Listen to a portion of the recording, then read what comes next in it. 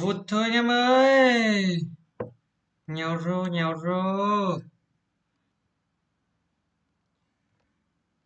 Vụt. Vụt một cách vội vàng.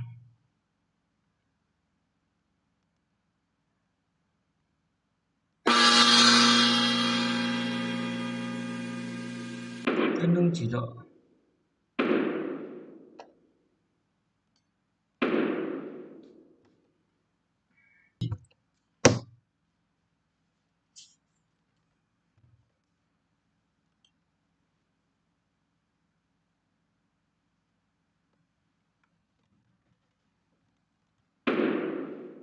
Có cung pháo à.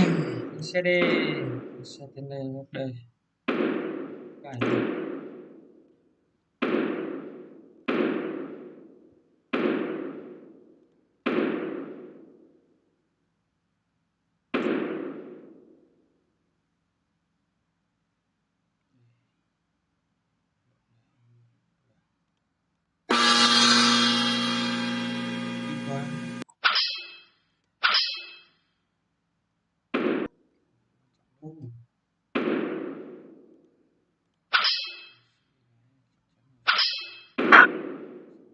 Cách của tôi.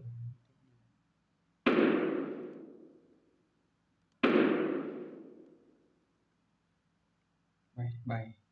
Lý ạ.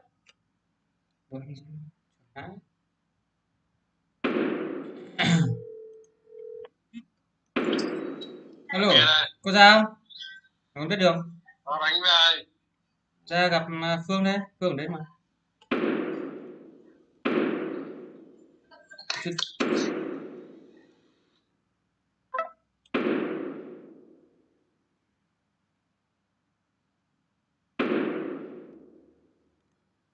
Ai đã đánh trai chứ?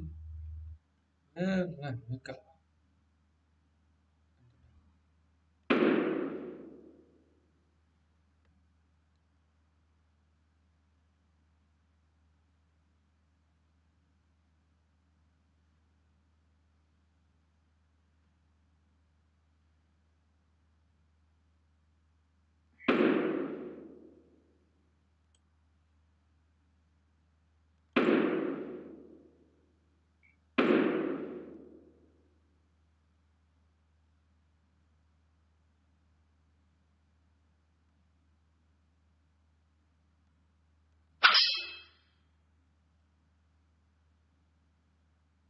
Ngon, quá ngon, hết nước chấm.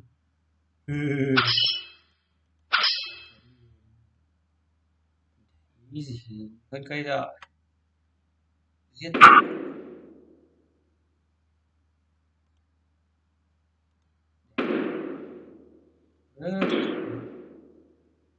Vật mà được, đứng về Sài Gòn này.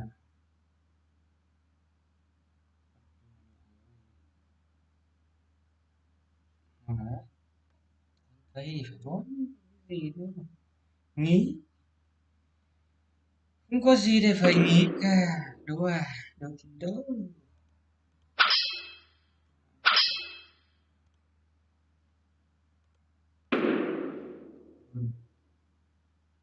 Ngay tại trời mát, mát mái, chiếu xuất ok.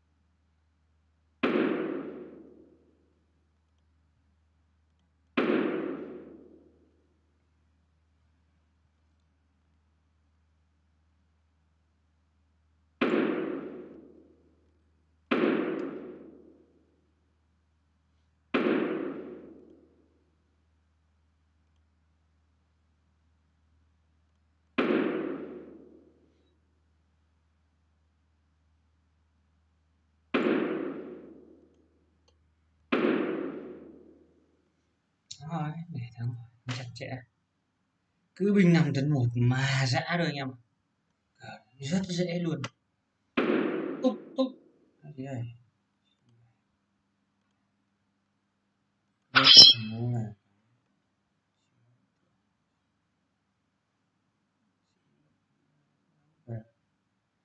tốt đây thôi hả?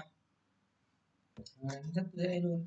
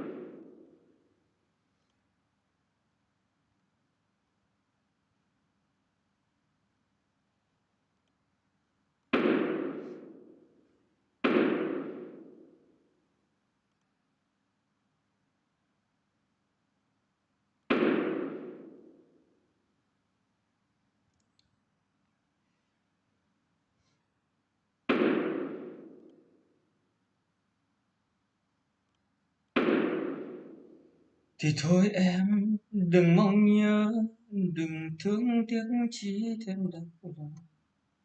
Chúng ta mỗi người một lối.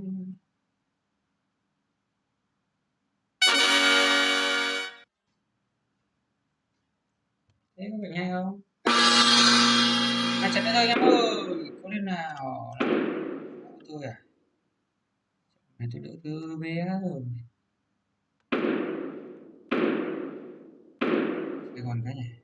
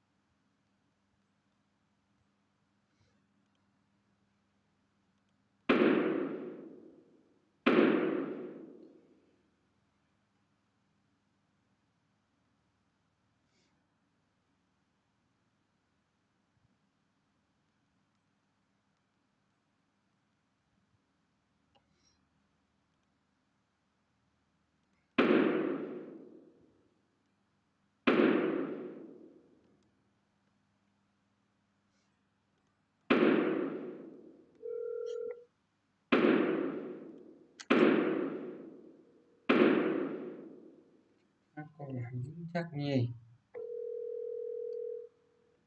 Rồi. Anh có sao anh? Anh có sao không ạ? Anh ở đây từ lúc 6 rưỡi giờ thấy anh ra đâu? Thế anh bảo anh Hả? thế là tí anh có sao? Anh ở đây rồi. À ở đây rồi. Thế em gọi cho anh nhé. Thế anh không thấy nó ra đâu hả? Đây là gọi để em gọi luôn. Thế anh không muộn tối đêm rồi. Vâng vâng.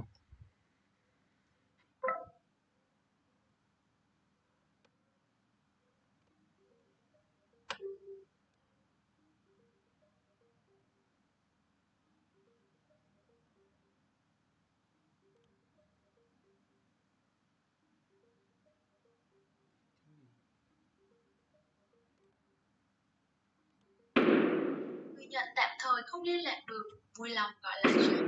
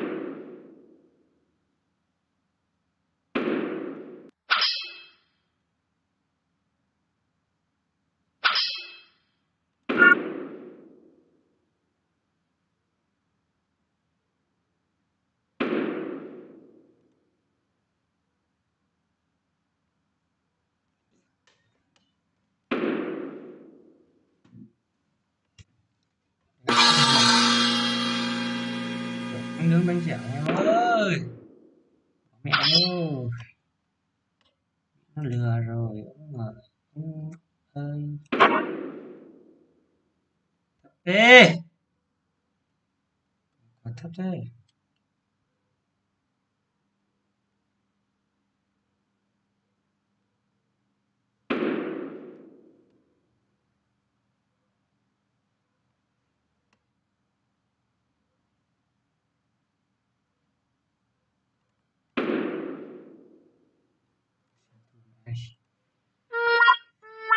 Điều gì khó quá nhỉ.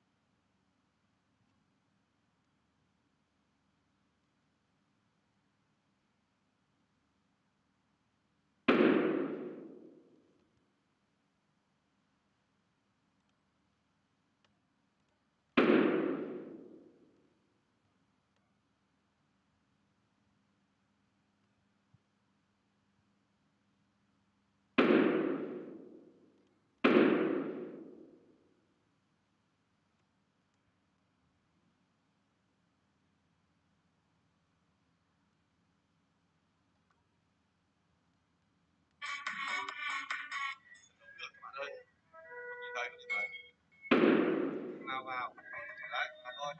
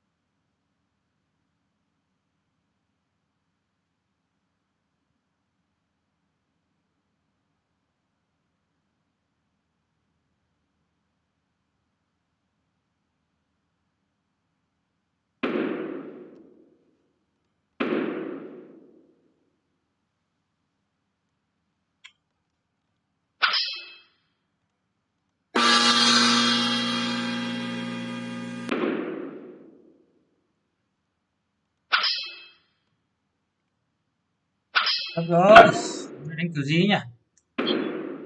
Hay lại đất dây đàn nhỉ?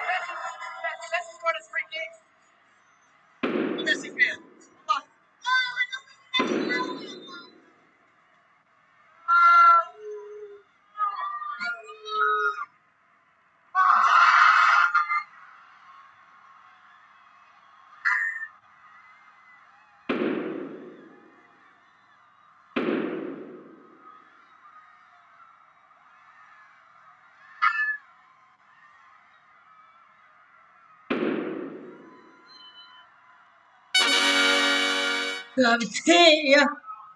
Ngerekep.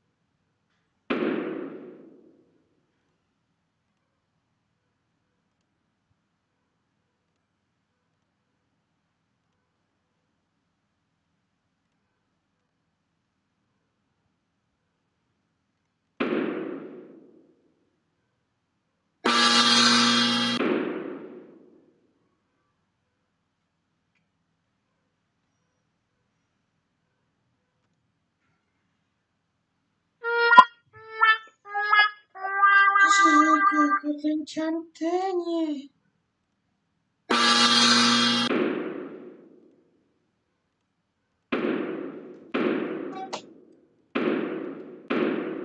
Ini basah.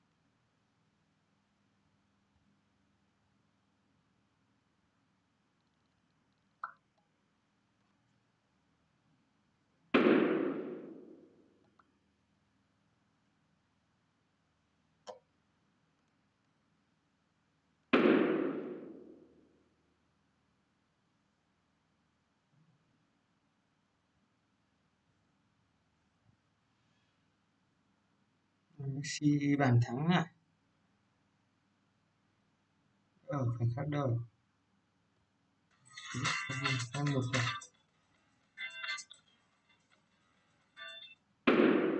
Ball time when we're ready to make his own debut. Now on Apple's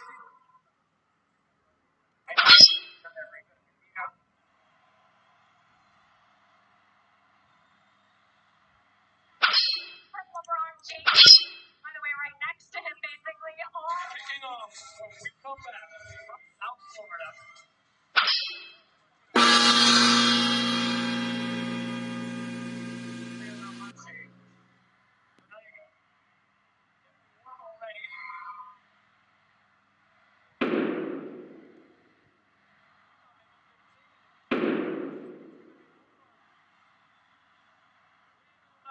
The Miami debut of the greatest of all time, Lionel Messi.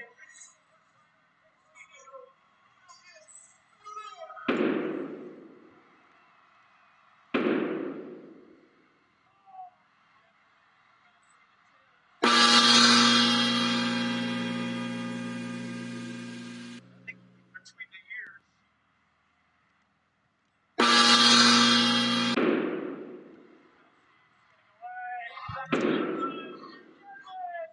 Does he have the legs in a league like this that's physical, but between the years, he's 4 or 5 steps ahead of everyone else. That's the kind of ability I'm telling you about. Because if Messi gets into this hole, Andre Yedlin has a ton of.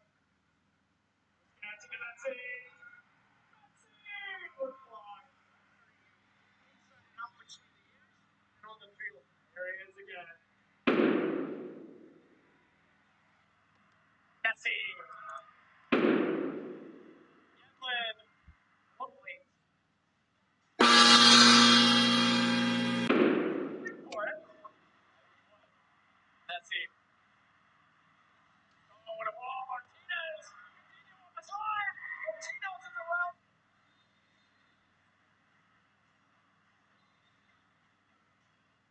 Messi to a great amount of space, but time, no pressure on that. Sends back to Messi. Immediately closed down, still on it. Martinez, back to Messi. Chase down. But other than that, Gallagher's come up with 2 or 3 big saves. Give Miami a shot. Messi. Found one and another. One where Joseph Martinez was acting as if he was sleeping, just like you're in North America. On the pitch for the first time in Inter Miami shirts. Great run that was. That's why Miami heads forward to Messi.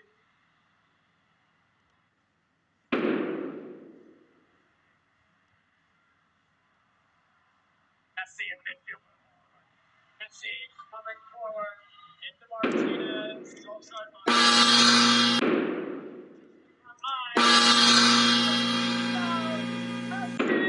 cutting it back to Joseph, who taps it up. Messi. Get it to Yedlin. Oh, still Messi.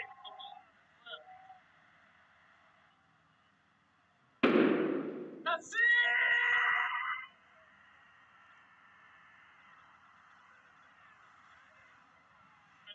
That's Messi. Messi slides into Martinez. Sergio Busquets into Messi. It's on. Likes in the wide area.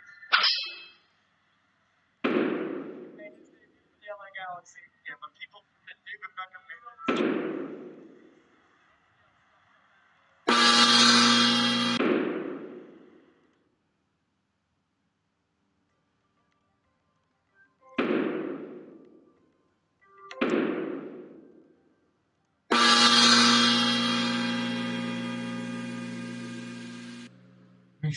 Messi.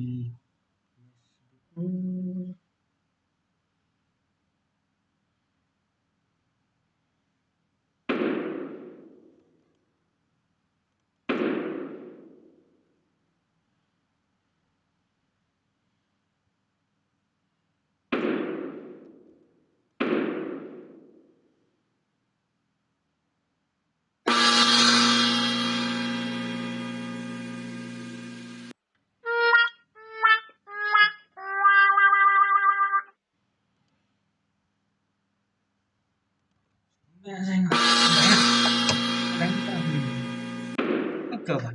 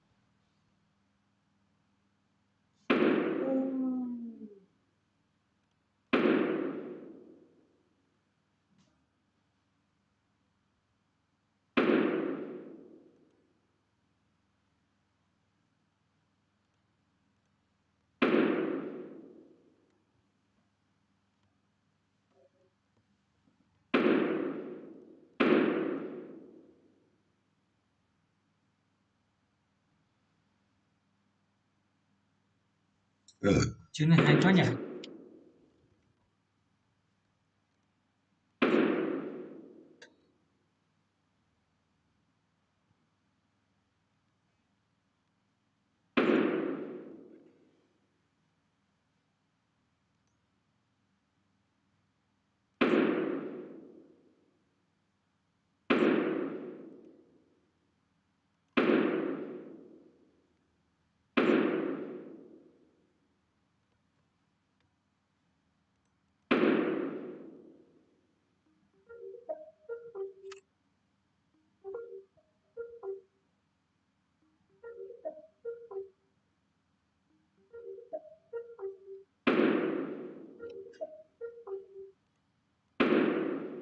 Người nhận tạm thời không liên lạc được, vui lòng gọi lại sau.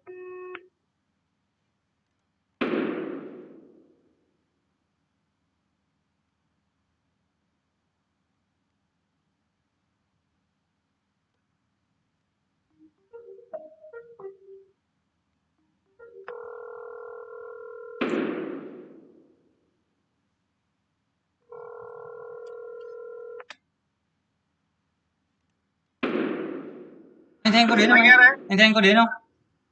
Không em ơi. Thế thôi. Thế thôi để sáng mai thôi. Thế trận kia thế nào hả anh? Tỷ số Trận nào? A Lưu thua rồi. A Lưu thua. Thua là 3-4-0 gì đấy. Số đập nước Tình à? 3-1 à? 2-4 2-1. 3-1. Ok ok. Tình hình với 3-1 rồi. Rồi mai đánh ạ. Lưu hẹn đấy. Hẹn năm sau đánh ạ. Ok anh.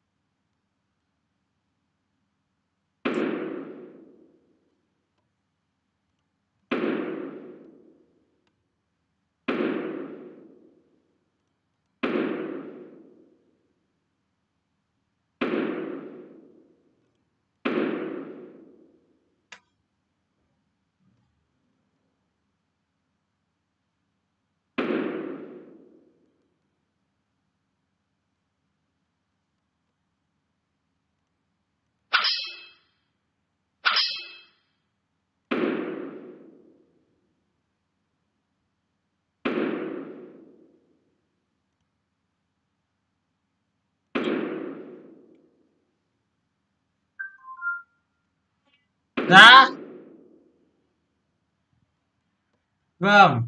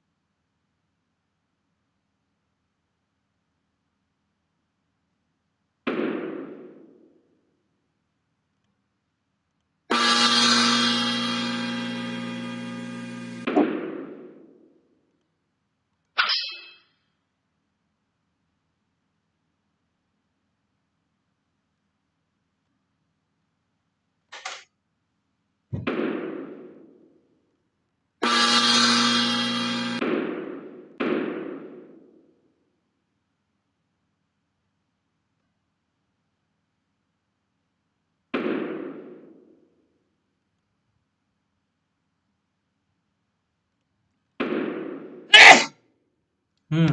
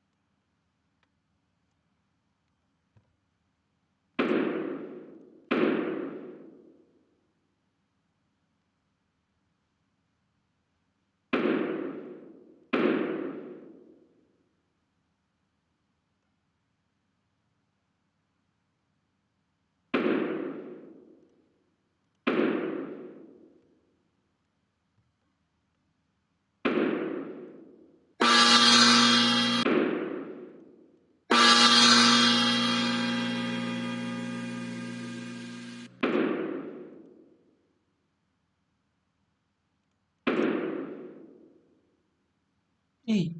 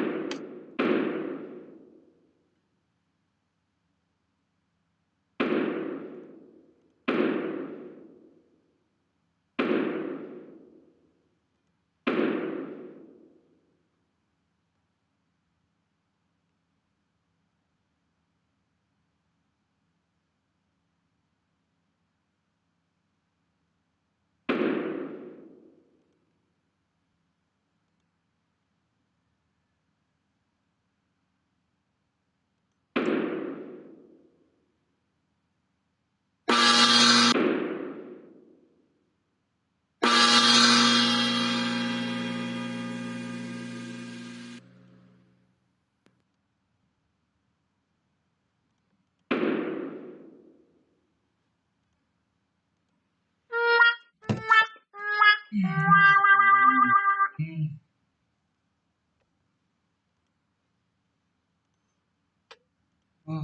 bớt rồi.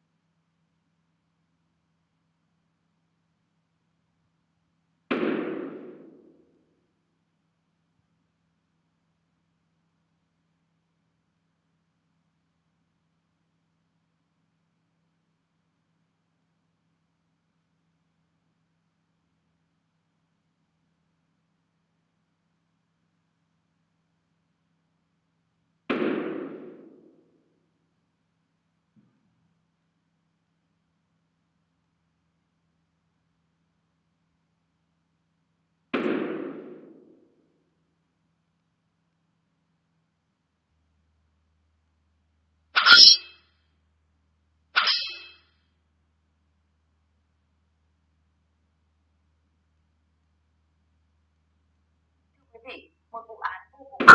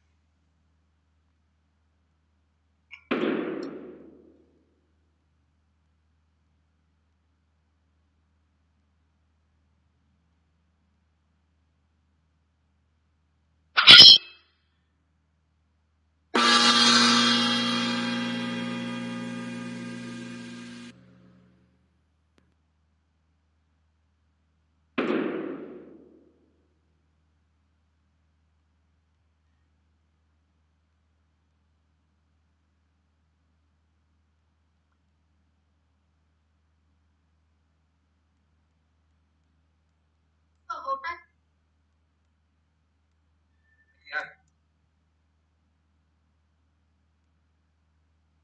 Đây là một cậu bé.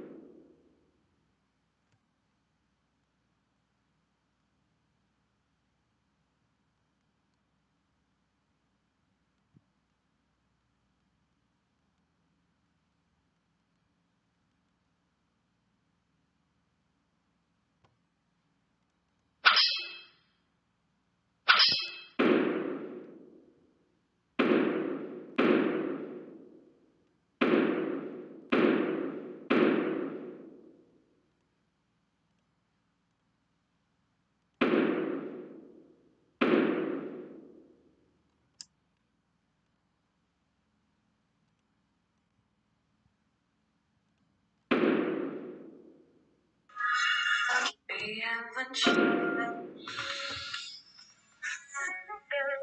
cũng sẽ chờ những tình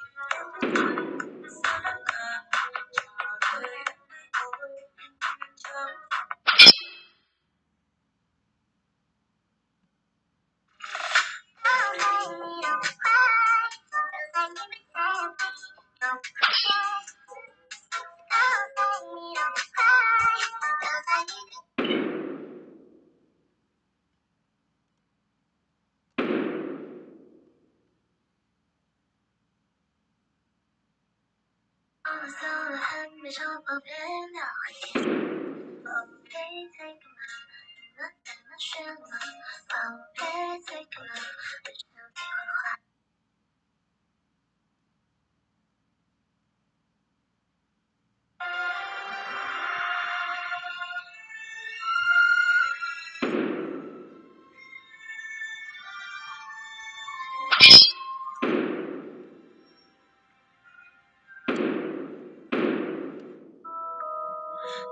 앞에 왔잖아 내가 여기 있잖아 너의 입술로 말을 해줘 say yes say yes 나도 모르게 너에게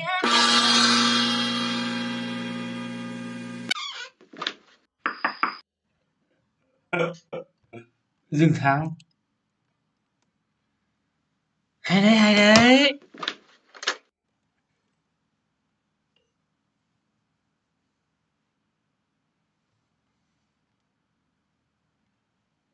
Mới cho anh nhận này.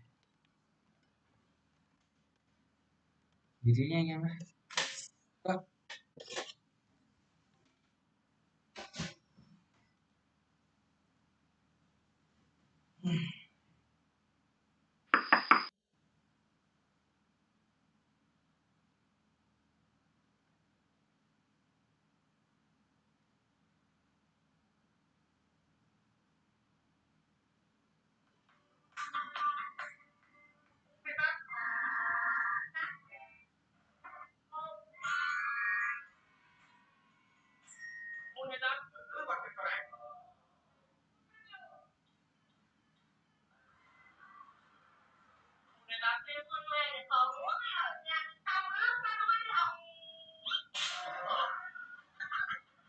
Em chưa bao giờ hôm nay, em chưa từng chỉ ăn thôi.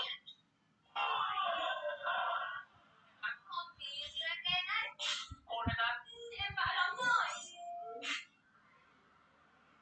Em cũng không người khai đi, thì em cứ tên của tôi này, toàn là điều tuyệt vời. Cô này sẽ đâu bao giờ mà ai đâu.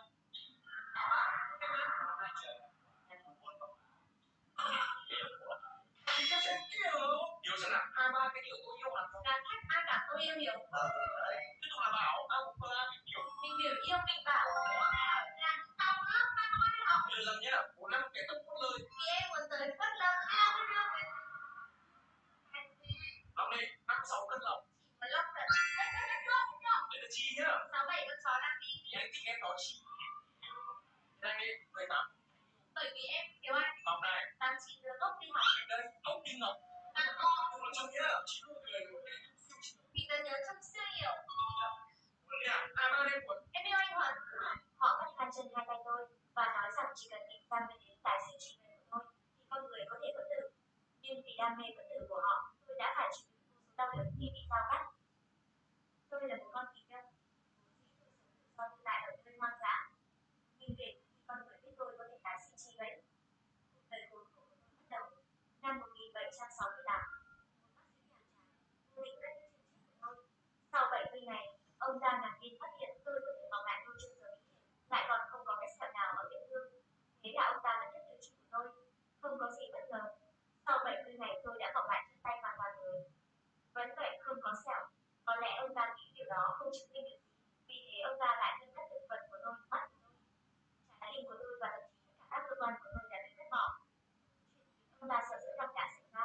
Tôi tái sinh lại đôi mắt mới, trái tim mới, cơ quan hoàn toàn mới. Từ đó con người gọi tôi là bất tử. Tái sinh cơ quan của tôi, bọn họ dùng bất cứ thủ đoạn tồi tệ nào. Sau đó cuối cùng họ cũng hiểu ra, hóa ra đấy vào bước tái tạo mà thôi có. Anh chàng này chỉ cần có hành động chung với cái, thì toàn thân sẽ phản ứng như bạn gái cô của anh cũng sợ và bị anh tin chết. Nhưng cô gái này nói mình có siêu năng lực không sợ và lại cho anh thêm một cơ hội. Là bạn gái anh của hắn. Tuy nhiên sau khi cô lặn xuống nước lại biến mất khỏi. Đợi khi anh quay đầu lại, bạn gái không được bị thiêu rụi đó lại bỗng xuất hiện sau lưng anh. Sau quá đỗi khiếp sợ, nhiệt độ cơ thể của anh cũng nhanh chóng tăng vọt lên 370 độ. May vào hiện trường kịp thời tới, cầm xẻng đẩy anh xuống hỗ trợ anh bình tĩnh lại, dù gì cho mình siêu năng lực này.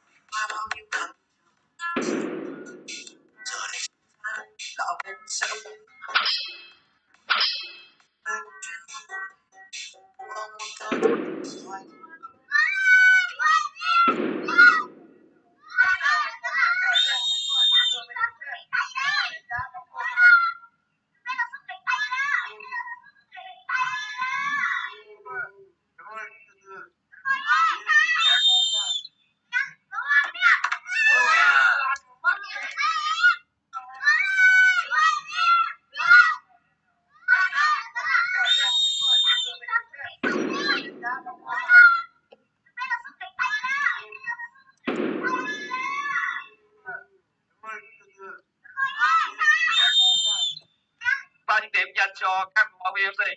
Vẫn còn chút ít khoảng trống. Có ba gỡ.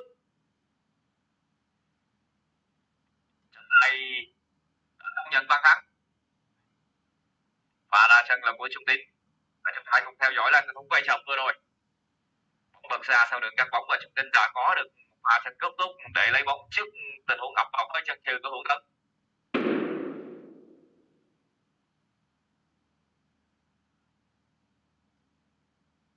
Ba những điểm dành cho các cầu thủ BFC. Vẫn còn Trung Tín quá chốc. Đã có 3 gỡ. Đây các bạn khác. Và là sân là của Trung Tín. Hãy cùng theo dõi là tình huống quay chậm vừa rồi. Bóng ra sau đường cắt bóng và NCT 127, NCT 1. bóng.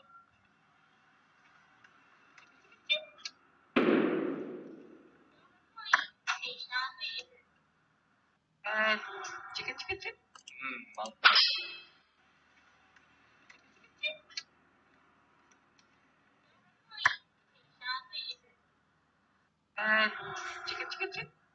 Bóng. Hôm nay bạn muốn còng bậc thanh đấu sò 30 cân này thì 23 này sẽ là bạn cố lên, chỉ cần đẩy cái bóng vào thôi. Cố lên, đưa vào.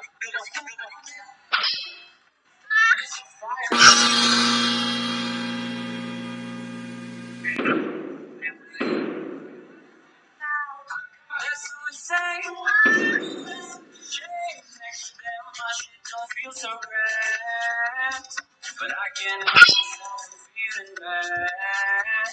I kind of feel like. Đây là một cố lên sáng giá đây.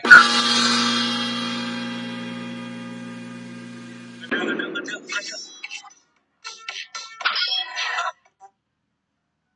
Thôi ạ.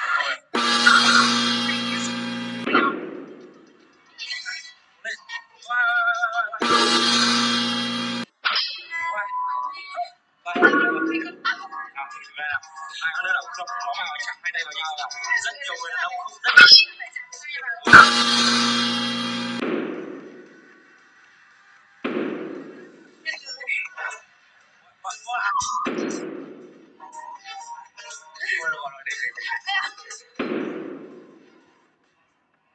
đây là bạn nữ đầu tiên trong thương mại của mình thấy có vẻ được, ok mình sẽ mình trên 2 và 3 này để phát hiện vì nó phụ 50 cân này thì mới chiếc 23 này sẽ là phản ứng điện chỉ để nó vào thôi.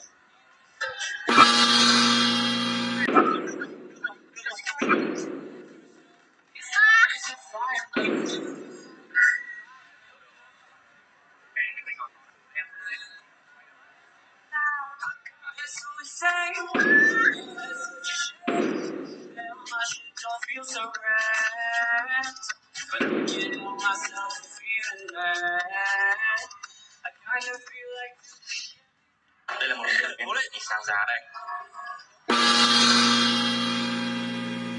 Gần được.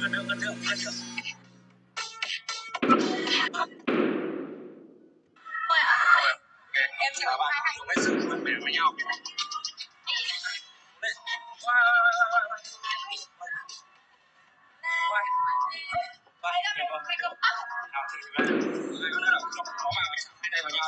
Rất nhiều người đàn ông không chạm hai cái này rất nhiều người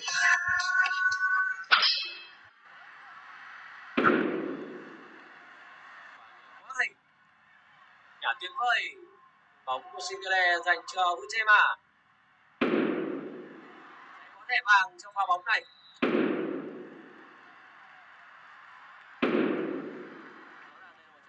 Cho tới lúc này thì trong tài chính các điều kiện cách tương đối mềm mại cho phạm lỗi tương đối nguy hiểm của các bên cần phải có sự nhắc nhở.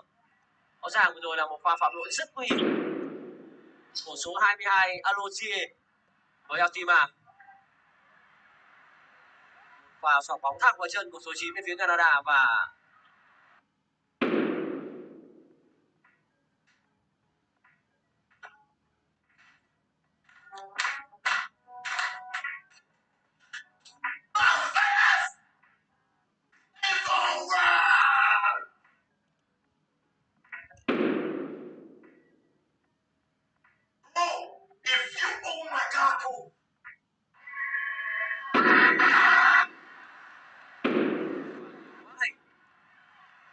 ơi. Bóng của Singele dành cho Uchema. Có thẻ vàng trong pha bóng này.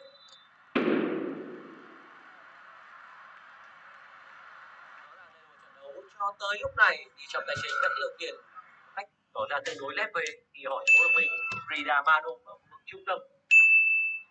Đội với hai tiền vệ trung tâm bên phía New Zealand đó là Stevet và Vecino. Lên bóng cho New Zealand căng ngang.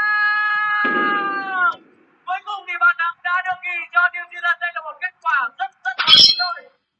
Tỏ ra tương đối lép của mình Frida Mano trung tâm. Phải đối đầu với hai trung tâm bên phía New Zealand đó là Stevet và Vecino. New Zealand căng ngang. Cuối cùng thì bàn thắng đã được ghi cho New Zealand. Đây là một kết quả rất hợp lý thôi. Tỏ ra tương tự như trách nhiệm hay là bị quên. Bạn nghĩ con cô hoàng đế khổng lồ này sẽ có rất nhiều thịt để ăn nữa. 10 đến 11 kg, chúng ta chỉ ăn được phần chất.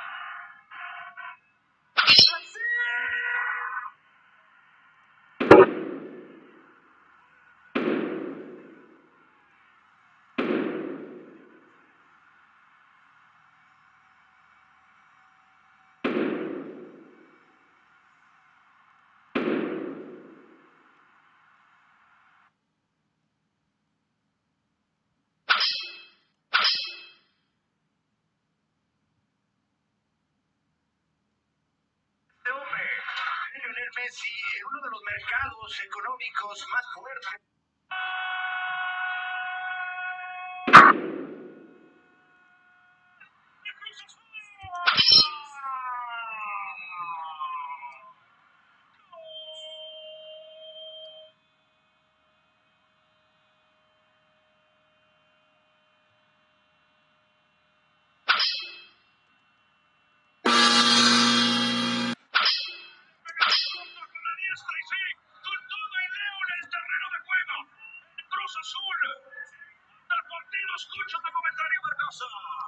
Parece que es cierta facilidad. Pues en línea también, queridos. Leo va a tener espacio, Messi le va a pegar, toca Coyote contra Bernardo. Y estaba en posición adelantada la segunda de Lionel Messi. ¿Por qué no acaba Joseph Martínez? No, ¿por qué no acaba Messi? Por eso Messi ganó a Allen. Joseph Martínez la quiere, Leo Messi 2.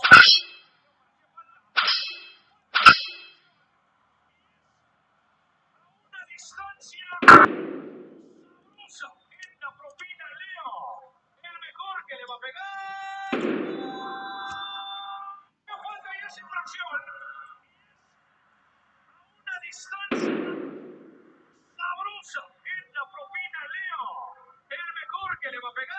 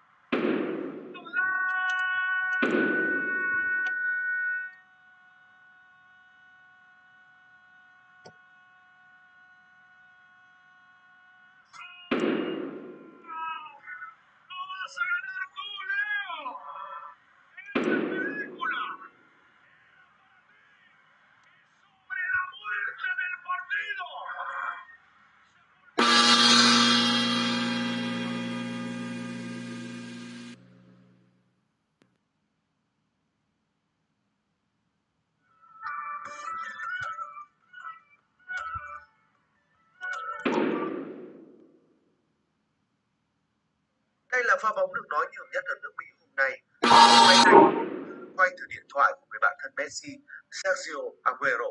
Bạn có thể nghe thấy rõ tiếng sân vận động hét lên Max Ball khi khoảnh khắc đó được tạo ra. Bàn thắng tuyệt đẹp từ chấm đá phạt ấy của Messi đã mang về chiến thắng bóng mới và đồng thời cũng tạo ra một cơn địa chấn nhỏ thế giới rất là hoa kỳ.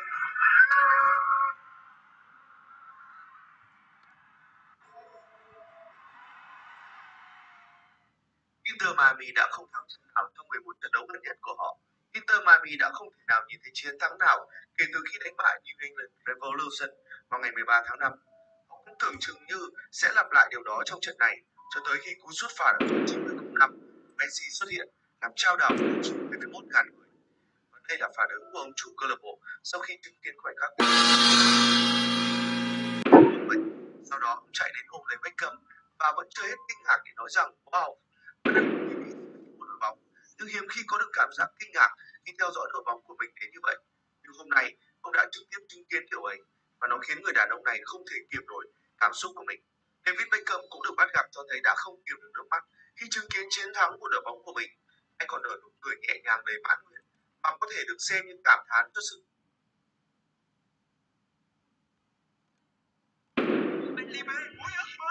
Vị xoài chua rất ngây, hòa quyện muối ớt cay nồng. bóng của mình. Anh còn nở nụ cười nhẹ nhàng đầy mãn nguyện và có thể được xem như cảm thán cho sự trúng mạnh vì khoản đầu tư cực khởi của mình đã nổ ngay từ trận đấu đầu tiên. Đó là một khoảnh khắc đáng nhớ đối với đất nước này. Đó là một khoảnh khắc tuyệt vời của giải đấu. Và đó là một khoảnh khắc rất đáng tự hào với chúng tôi.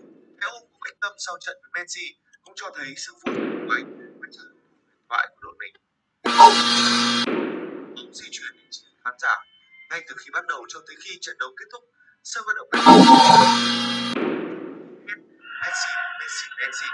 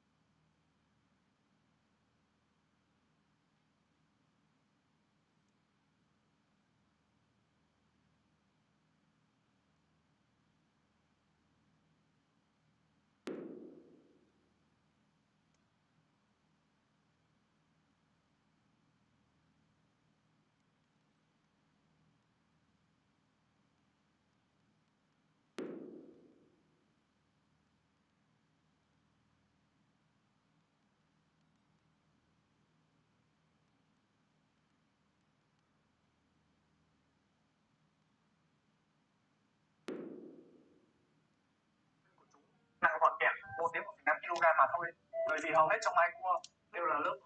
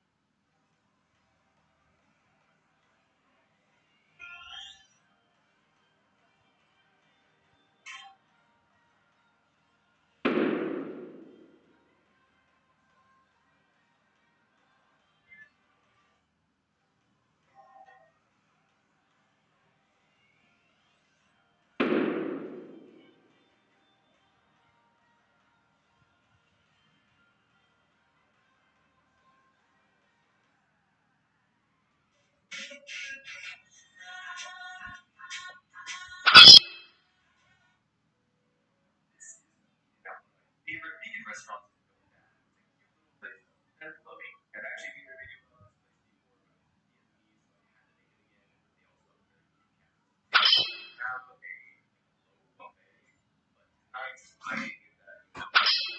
Instead, I sat on the patio and ordered a Thai and nem san.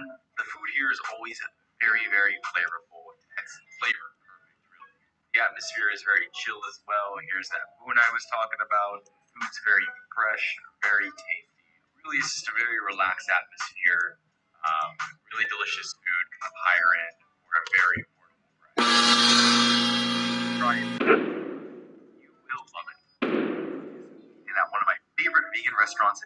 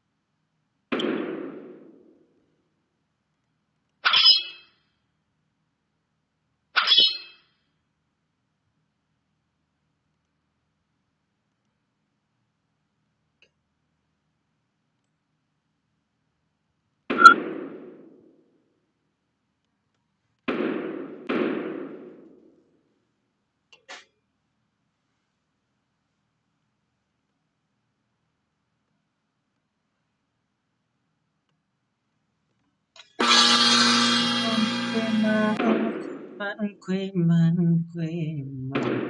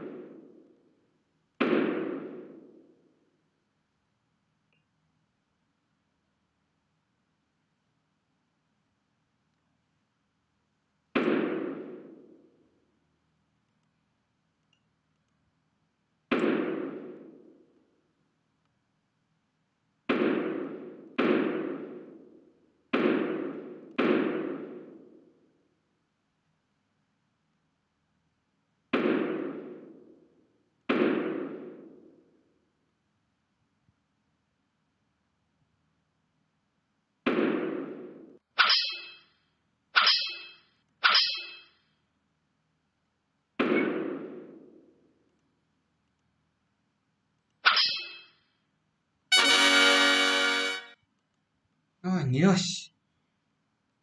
Nào.